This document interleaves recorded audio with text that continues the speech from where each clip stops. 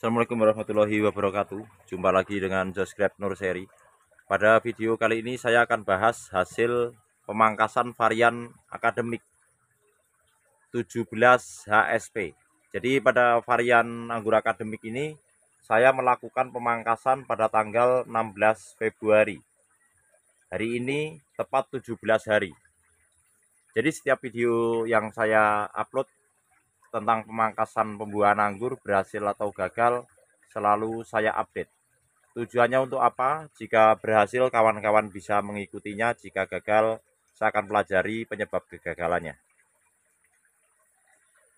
Jadi hari ini di hari ke-17 setelah pemangkasan atau HSP, hari setelah pruning. Seperti ini penampakannya untuk varian anggur akademik. Jadi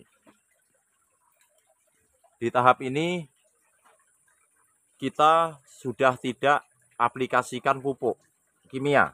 Yang kita aplikasikan hanya pupuk organik berupa PSB. Rutin seminggu sekali. Untuk pengaplikasian pupuk kimia saya akan lakukan setelah selesai penyerbukan atau full bloom, itu bunga mekar penuh. Kemudian polinasi, itu penyerbukan. Kemudian berry set.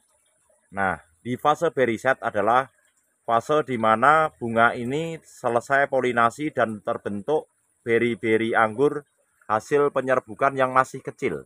Nah, disitulah kita mulai mengaplikasikan pupuk kimia lagi berupa NPK seimbang. Tujuannya untuk membantu tanaman ini bugar kembali atau subur kembali setelah kita lakukan pemangkasan. Tujuan kedua adalah untuk mengisi beri anggur. Nah, sulur-sulur yang ada di bunga ini kita buang. Nah, supaya nutrisi maksimal ke bunga-bunga anggurnya. Seperti ini. Jadi sulurnya kita buang. Di pohon ini terdapat 4 tersier besar dan yang lain tersier masih kecil. Jadi untuk tersier yang besar, ukurannya seukuran pensil, ini kita pangkas di panjang maupun pendek atau yang kita kenal spur pruning maupun can pruning berhasil membawa klaster bunga untuk varian akademik. Karena varian ini bisa dipangkas can maupun spur. Tetapi pemangkasan kali ini saya lakukan can karena tujuannya untuk berbagi tempat dengan varian lain yang ada di sebelah sini, akan nyebrang ke sini.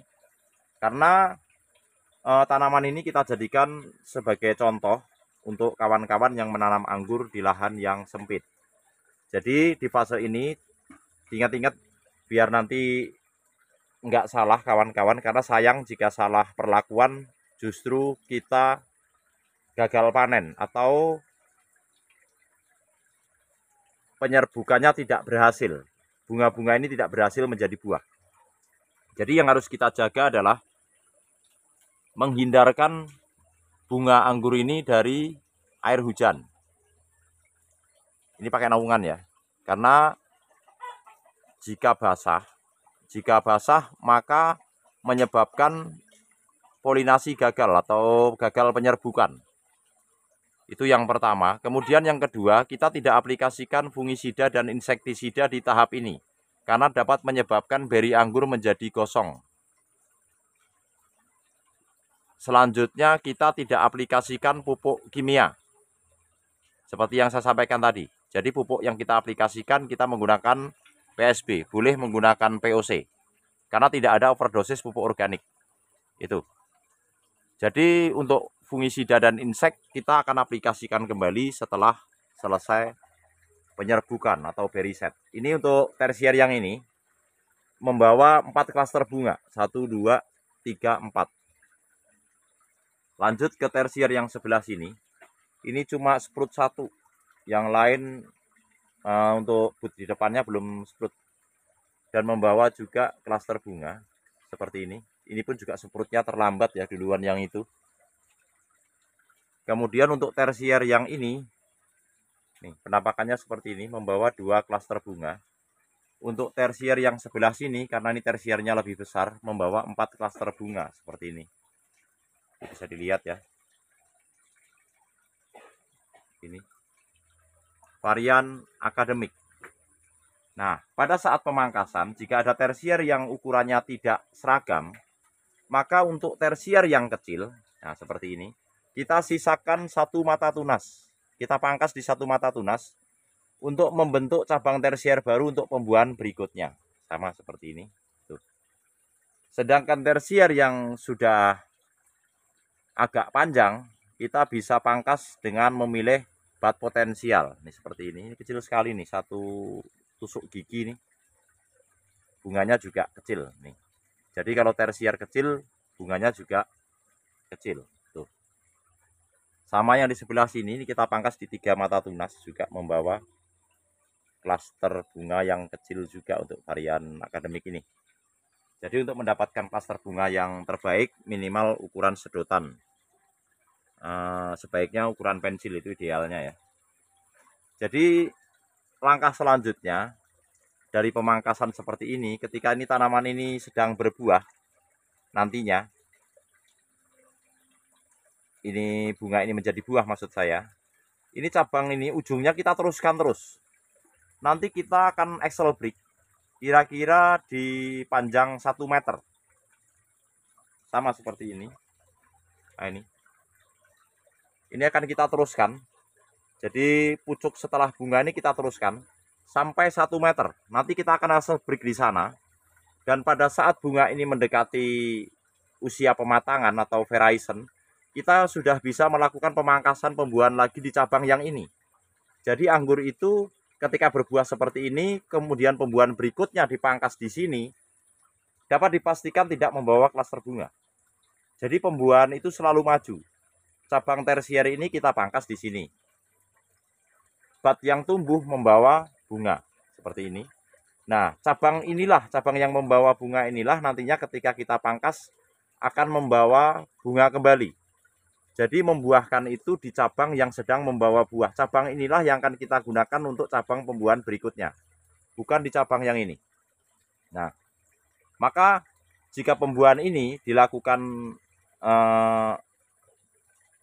terus dari cabang ini kita pangkas membawa buah, terus kemudian kita pangkas membawa buah lagi, kita pangkas akan membawa buah lagi. Nah, berdampak pada semakin panjang. Karena itulah pada tanaman anggur ini, pada seperti pada pohon ini, jadi artinya ketika kita ingin membuahkan kembali, kita menggunakan cabang tersier yang sedang membawa bunga ini yang kita pangkas lagi. Jadi sampai 3 kali. Setelah 3 kali maka akan berdampak semakin panjang. Karena itulah anggur mengenal fondasi pruning. Untuk apa? Untuk membentuk tersier baru dan menyegarkan kembali pohon ini. Karena jika terlalu jauh sudah tidak maksimal bunganya. Nah seperti ini misalkan. Ini nanti ketika bunga ini menjadi buah terus kemudian kita panen, kita akan pangkas di cabang ini lagi untuk kita buahkan. Maju lagi 1 kali lagi. Berikutnya setelah pembuahan ketiga kita akan pangkas di sini. Menyisakan 1 atau 2 mata tunas. Tujuannya adalah membentuk tersier ulang atau fondasi pruning sekaligus tanaman ini istirahat. Jadi seperti itu. Jadi bukan cabang ini sedang membawa buah, terus kemudian ujungnya, sering kita lihat ya. Jadi ketika ini bunga ini sedang berbunga, anggur ini sedang berbunga, dipangkas di sini. Nah, tujuannya itu yang dilakukan oleh kawan-kawan. Ada beberapa kawan yang melakukan ini dan itu sah-sah saja. Jadi tujuannya untuk memaksimalkan nutrisi ke buah anggur ini. Tetapi dengan model seperti ini kita tidak bisa membuahkan berikutnya. Jadi berikutnya kita harus lari ke fondasi pruning. Jadi supaya kita bisa memanen anggur 1 tahun 3 kali, kita tetap melakukan pembuahan seperti ini. Ini dipangkas berbuah, cabang ini kita teruskan lagi, karena itulah kita mengaplikasikan pupuk kembali ke vegetatif, supaya cabang ini tetap aktif dan subur kembali. Nah ini sulur kita buang, oke. Jadi cabang ini akan kita aktifkan lagi dan kita suburkan lagi, karena cabang inilah yang akan kita gunakan untuk pembuahan kedua. Nah setelah kita pangkas, batnya pecah lagi, tumbuh lagi, kita teruskan lagi, itu untuk cabang pembuahan ketiga. Jadi nanti dalam 1 tahun kita bisa memanen 3 kali.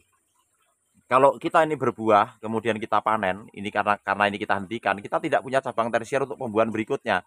Jadi mau tidak mau, kita harus melakukan fondasi pruning dan membentuk tersier baru di sini. Karena jika kita dari sini, kemudian setelah dipanen kita memangkas di sini, tidak membawa klaster bunga. Kalaupun membawa klaster bunga itu hanya kebetulan saja dan hasilnya pun tidak baik. Jadi kalau berbuah ini dihentikan, untuk pembuahan berikutnya kita kembali ke fondasi pruning. Nanti kita rugi di waktu dan perawatan. Seperti itu. Sekian dulu, semoga video ini bermanfaat dan menginspirasi kawan-kawan semua. Terima kasih. Wassalamualaikum warahmatullahi wabarakatuh.